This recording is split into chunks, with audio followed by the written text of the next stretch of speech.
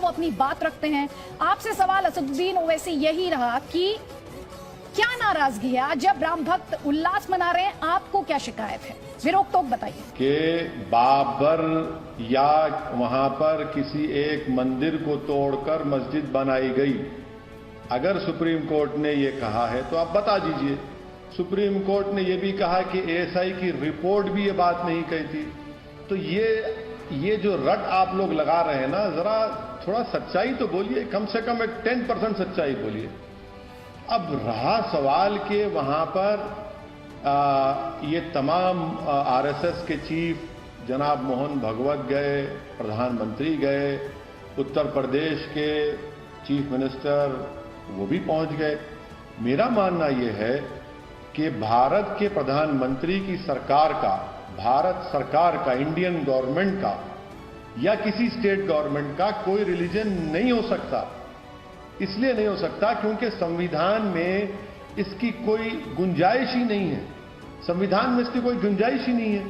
तो इसीलिए प्रधानमंत्री ने वहां पर जाकर बहैसियत प्रधानमंत्री वो वहां जब पहुंचे आज, तो उन्होंने हिंदू राष्ट्र की बुनियाद डाली। उन्होंने पूरे देश को ये पैगाम दिया कि मेरा रिलीजन, मेरी आइडियोलॉजी दूसरे तमाम रिलीजन और आइडियोलॉजी से बड़ी है।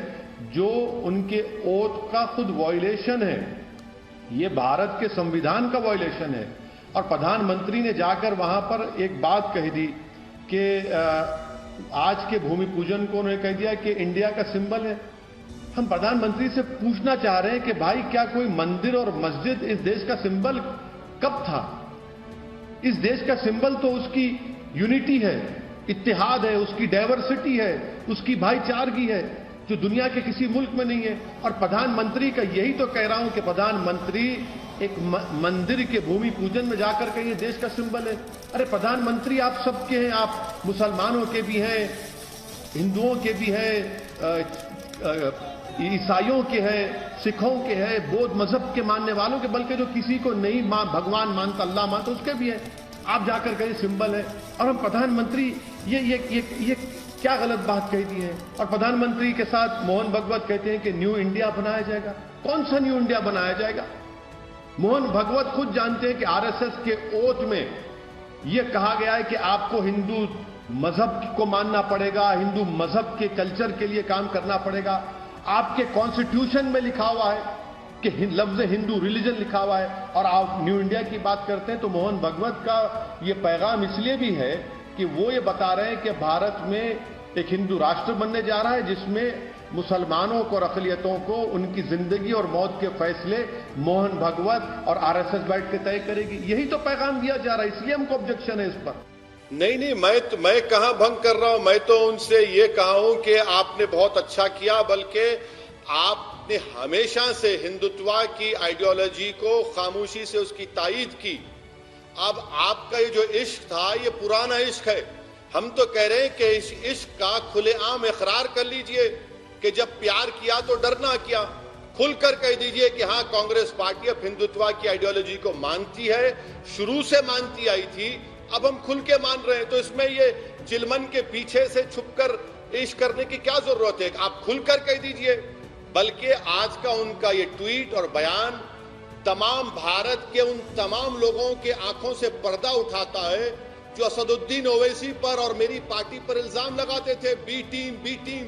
अरे भैया, ये शुरू से यही लोग टीम है, यही टीम हिंदुत्व रही है, और इन्हीं की वजह से इस देश में पूरे मसाइल पैदा हुए। बल्कि मैं फिर से आपके प्रोग्राम के जरिए कांग्रेस के उस मोहतरमा से अपील करूंगा कि मोहतरमा, आप खुलकर कह दीजिए ना, क्यों छुप कर कह रहे हैं कि हम हिंदुत्व को मानते आए हैं और मानते रहेंगे, यही आपकी आइडियोलॉजी रही। आप दिल्ली में एक बात बोलते हैं, स्टेट में आपका लीडर एक बात करता है। चलिए, बहुत अच्छा हुआ कि आपने खुलकर देश को बता दिया। अब भारत के जो लोग सेकुलरिज्म पर यकीन आज भी रखते हैं, उनके लिए बड़ा सवालिया निशान बन चुका है। अब उनको तय करना पड़ेगा कि टीम हिंदुत्व का साथ देंगे या टीम इंडिया का साथ देंगे, जो सेकुलरिज्म पर यकीन रखते हैं। कई सारे बड़े मकाम और महत्वपूर्ण मकाम इस पूरे मामले में आए, जब सबसे पहले राम चबूतरे पर राम की मूर्ति रख दी गई थी, प्रभु राम की, उसके बाद दिल्ली तक खबर गई। पंडित जवाहरलाल नेहरू ने उस वक्त के उत्तर प्रदेश के मुख्यमंत्री जीवी पंत को कहा कि आप यथास्थिति बहाल कराइए। डीएम ने फिर इससे इनकार किया, कहा कानूनी रूप से मामला हो। तो शुरू से चाहे वो नेहरू हो या फिर उसके बाद राजीव गांधी, उन्होंने तो यही कोशिश की कि वहां पर कोई भी विवाद पैदा ना हो। तो फिर आप ये इल्जाम कैसे लगा सकते हैं? मैडम, सबसे पहली पॉइंट कि मैं आपकी हरगिज इस बात को मानने को तैयार नहीं हूं कि कांग्रेस वहां पर कंट्रोवर्सी नहीं चाहती थी। कांग्रेस खुलकर मिली हुई थी और मिली हुई है। नंबर 1 पॉइंट, वो राम चबूतरा बाबरी मस्जिद के बाहर था मैडम। अंदर मस्जिद के अंदर 22-23 दिसंबर की रात में चोरों की तरह वहां पर मेंबर रसूल पर मूर्तियां रखी गई। पंडित नेहरू अगर जीपी पंत को सख्ती से कह देते, वैसे थे देश के प्रधानमंत्री, कि निकालो उसको, निकाल के साफ करो, और जिसकी मस्जिद है उनके हवाले करो, उन्होंने नहीं किया, सिर्फ एक खत लिखकर खामोश हो गए। और जीबी पंत के नायर को कह सकते थे चीफ मिनिस्टर। क्या कोई कलेक्टर चीफ मिनिस्टर की बात को इनकार कर सकता है? मैडम, मुझे समझाइए। अरे उन्होंने कहा कि कानूनी लॉ एंड ऑर्डर सिचुएशन पैदा हो जाएगी। उन्होंने आशंका जाहिर की डीएम के नायर ने कि लॉ एंड ऑर्डर सिचुएशन खराब हो जाएगी, तनावपूर्ण स्थिति है। ऐसा है ना मैडम कि जब मस्जिद की बात आती है तो लॉ एंड ऑर्डर का मसला पैदा होता है। यही भारत की अब तक जो तारीख रही है कि लॉ एंड ऑर्डर का मसला सिर्फ मुसलमान और मस्जिद से पैदा होता है।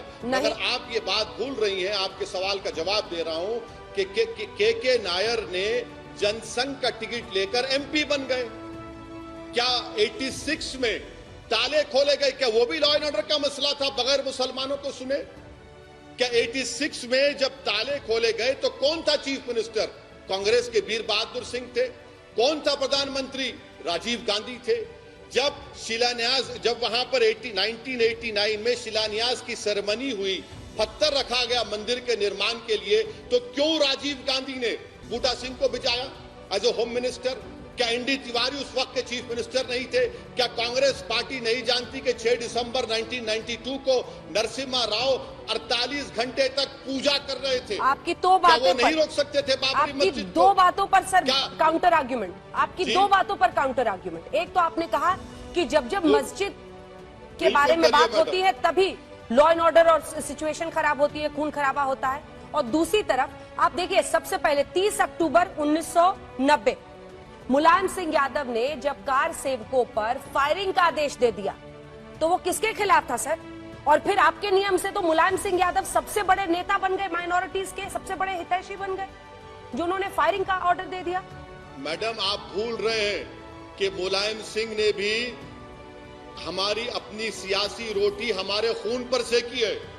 मुलायम सिंह ने अगर फायरिंग का ऑर्डर दिया तो उनको जवाब देना है। मुलायम सिंह की ये भी गलती है, मैं बता रहा हूं आपको, कि जब बाबरी मस्जिद का डेमोलिशन हो गया, दोबारा मुलायम सिंह चीफ मिनिस्टर बने, तो मुलायम सिंह सोते रहे। उस केस को सिर्फ एक नोटिफिकेशन जारी करना था, क्रिमिनल केस का। मुलायम सिंह नोटिफिकेशन जारी नहीं किए। मुलायम सिंह चीफ मिनिस्टर बने, जारी नहीं किए। मुलायम सिंह जब डिफेंस मिनिस्टर बने, वो मुंबई में फसाद हुआ तो श्री कृष्णा कमीशन ने कहा कि मुलायम सिंह जी हमको मिलिट्री के मूवमेंट्स दीजिए, तो मुलायम सिंह इनकार कर दिए। मैडम, जितने हमारे मसीहा बने, जितनों को हमने वोट दिया, जितनों को हमने हमारा हमदर्द समझा, अपना सेवियर समझा, उन्होंने ही हमारे जिस्म पर इतने खंजर मारे कि हमारे जिस्म पर कोई निशान बाकी नहीं है। उन्होंने तो मुलायम सिंह यादव ने तो सर कल्याण सिंह से भी हाथ मिला लिया था। मुलायम सिंह यादव ने तो बाद में कल्याण सिंह से हाथ भी मिला लिया था और तब बैठकर अफसोस जाहिर कर रहे थे कार सेवकों के लिए।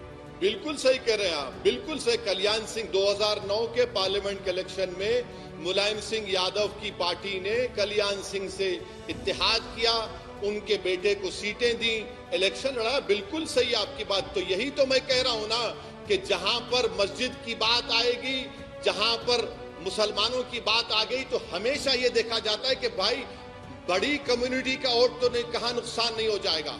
और मुसलमानों को डरा डरा कर ये वोट लिया गया। कांग्रेस, मुलायम सिंह हो, बीएसपी हो, सब पार्टियों ने, एनसीपी ने, कि हम तुम्हारे सेवियर हैं, मगर कुछ नहीं किया, धोखा दिया। हमेशा हमको गरीबी और मुफलिसी हमारा मुकद्दर बनाकर रख दिया, फसादात हमको तोहफे दिए। आप ये क्यों बोल रहे हैं कि मुलायम सिंह यादव के बेटे अखिलेश, मुजफ्फरनगर का राइट भी तो उनके जमाने में हुआ। क्या किया अखिलेश? 50,000 मुसलमान अपने घर से बेघर हो गए।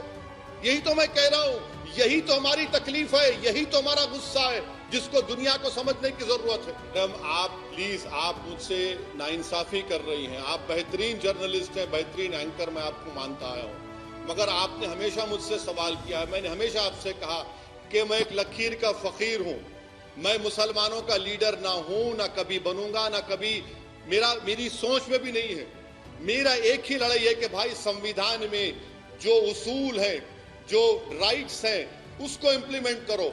जिसको मुसलमानों ने अपना मसीहा समझा, चाहे वो लेट राजीव गांधी हो, वो आपके नरसिम्हा राव मनूस हो, या फिर आपके तमाम रीजनल पार्टीज हो, एक बता दीजिए ना क्या किया आपने, क्या किया मुसलमानों के लिए। अगर आज भारत में इंडिया का मुसलमान पढ़ लिख रहा है, अपनी जिंदगी अपने घर में चिराग जला रहा है, तो जिम्मेदारी के साथ कह रहा हूं, ये नाम निहाद सेकुलर पार्टियों ने कुछ नहीं किया, धोखा दिया, डरा डरा कर हमारे वोट हासिल किए। यकीनन मैं फिर से कह रहा हूं, जो काम कांग्रेस ने शुरू किया उसको बीजेपी ने मुकम्मल किया। बल्कि मैं प्रधानमंत्री से आज भी कह रहा हूं कि आप मत जाइए बहैसियत प्रधानमंत्री। अगर आप जाते हैं तो आप बहुत बड़ी गलती कर रहे हैं देश के आईन के खिलाफ, संविधान के खिलाफ। मगर नरेंद्र मोदी को अपने साथ कांग्रेस के तमाम लीडर्स को लेकर जाइए। जिस तरह राहुल गांधी ने आकर आपसे गले मिले थे पार्लियामेंट में, प्लीज आप राम और श्याम की जोड़ी बनकर जाइए ना, जाइए सारी दुनिया को दिखा दीजिए। हम भी बेचैन और बेताब हैं कि आपकी राम और श्याम की जोड़ी को देखेंगे, पूरा देश देखेगा। अरे ट्वीट क्यों करते हैं? 20 किलो का आप कमलनाथ भिजाते हैं। मैडम, यही वो कमलनाथ है कि 84 के सिखों के राइट्स में इसका क्वेश्चनेबल रोल रहा है। क्या नरसिम्हा राव की आज बड़ी तारीफ करते हैं? क्या नरसिम्हा राव 48 घंटे तक गायब थे जब बाबरी मस्जिद शहीद हो रही? नरसिम्हा राव गायब थे जब सिखों को दिल्ली की सड़कों पर उनका खून बहाया जा रहा था। ये कांग्रेस की हिस्ट्री है जिसको देश को समझने की जरूरत है। और आज अगर मोदी पावर में है, इसका जिम्मेदार कांग्रेस है। 2004 से 14 तक आपने क्या